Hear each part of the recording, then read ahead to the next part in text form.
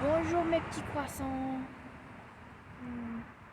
So, I have realized that when I'm just in that mood of being like angry at God or angry at reality, or at somebody else, whether it's in serious heartbreak or just mild like frustration, it really comes down to fear in the end.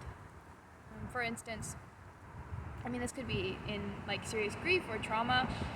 Somebody that you love dies, or worse, somebody that you love stops loving you, or it could be just like you're stuck on a plane and everybody's going to be in line like to get on a new flight, and they're going to reschedule before you, and so then you're going to have to stay the night and like inconvenience people, and it just feels like bad and unacceptable, and you're frustrated.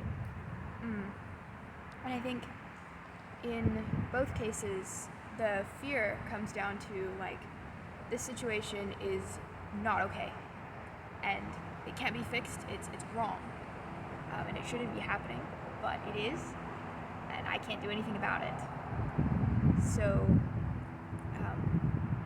deeper, that's like the fear that either God isn't entirely in control, or that he is and he's not good and he's allowing to happen something that shouldn't happen, just like it shouldn't.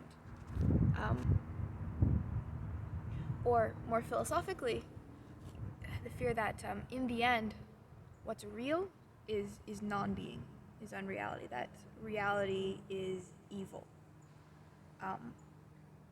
according to the idea that what is good and evil is just kind of like a privation of a lack of the good. So hatred is like, doesn't have any substance in itself, it's just a lack of love, etc. So anyway, I think when I really examine my feelings, what I'm afraid of in the end is that what's real at the bottom of it is not like love or life or beauty or happiness. That's all just kind of wishful thinking, and it's just kind of a sugar coating that we put over stuff, and what really exists is death and like suffering and ugliness, and I don't like that, and I can't escape. And of course it's a nonsensical fear, that because in the end the fear is that what is most real is non-being and is unreality, but it's pretty powerful in the moment. So if you can find a way for God to like calm that fear and to be assured that everything is okay, and it's a situation that can be remedied, it can be turned to good, then you can escape the anger and you won't get frustrated anymore, because there will be no need. Or sometimes it can just, if you're me, lead to just crying and entire overwhelm or despair. Maybe if you're a guy, I don't know, like punching something. I don't understand you guys.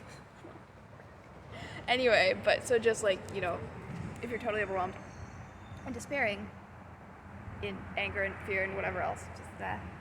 And honestly, if that kind of expression of sorrow turns into like the selfless sorrow that's poured out entirely to God in eros, like self-transcending love that leaves yourself behind and is just entirely given up to God in kind of a transport of, it could be joy, but in this case of sorrow, I think that can be a godly sorrow, like I think in 1 Corinthians talks about, or like a healing sorrow as well, even if you're not necessarily liberated from the anger or the fear, whatever, as long as it's going to God, because in Romans